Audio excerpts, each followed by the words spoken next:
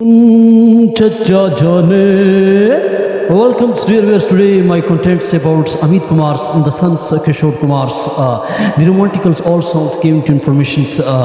दोस्तों अमित कुमार ने अपने पिता पुत्र के जो गीत उनके रहे उनकी हम आज चर्चा करेंगे। जो महान किशोर कुमार के साथ उनकी पहली गीत की हम जो चर्चा करते हैं, जो उनका पहला गीत 1974 में बढ़ती का नाम गाड़ी में जो उनका गीत से है, जिनमें उनके जो गीत रहे उनकी हम आज चर्चा करें। सुन चचा जाने बोलो मम्मी सुन चचा जाने।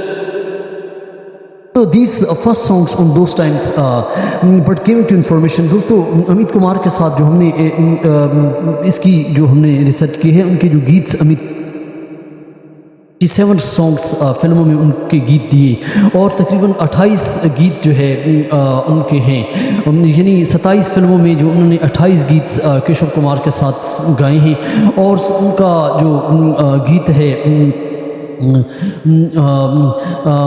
जो आखिरी गीत उनका जो रहा 1988 का जो माला माल फिल्म के अंदर अगर आप देख सकते हैं तो उसका आखिरी गीत यूट्यूब पे भी है, जिसमें गीत के कुछ अंतर इस तरह हैं। माल तो माल वरना कंगाल, माल तो माल वरना कंगाल।